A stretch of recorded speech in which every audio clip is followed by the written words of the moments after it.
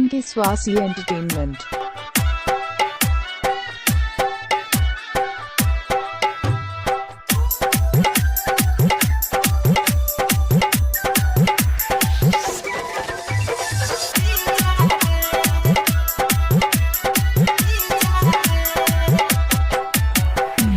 MK Swasi Entertainment. अपना यार हो छपरा के कहतारू हवे भतार हो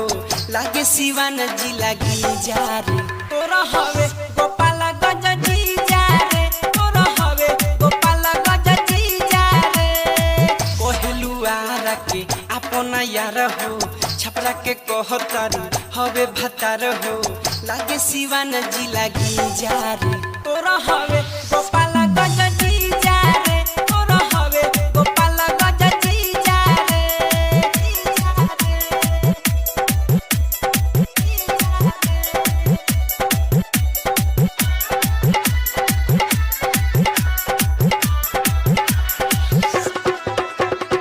डीजे रवि गोपालगंज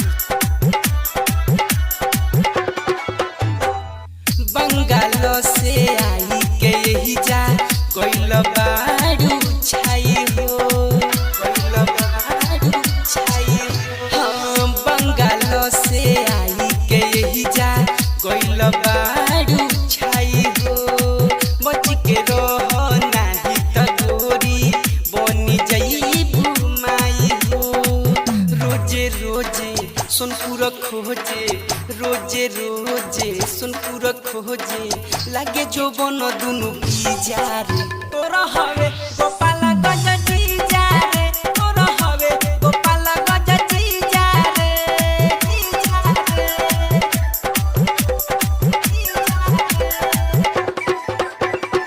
डीजे रवि गोपालगंज चुप भाला लागे की लाठी तेहु का चलो वही बेरे तेहु का चलो वही बेरे हाँ चुप भाला लागे की लाठी तेहु का चलो वही बेरे बिहार के जिला में लगे बाड़ते हुली आई बेरे जिला ते बेतिया के लागे धवई बे जिला गोरखपुर लागे भवई बे भीतर से मनावा पसी जा रे तोरा हवे गोपाल गज जी जा रे तोरा हवे गोपाल गज जी जा रे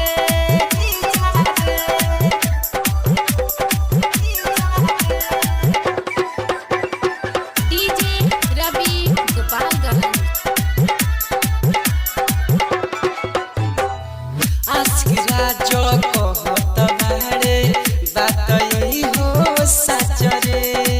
बात यही हो सच रे ओ छेरा जो कहत बारे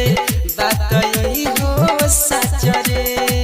राइटर बीने दिनेश के जोनो बुझते हूँ काच रे जुड़बे का नाता इहे बुझाता जुड़बे का नाता इहे बुझाता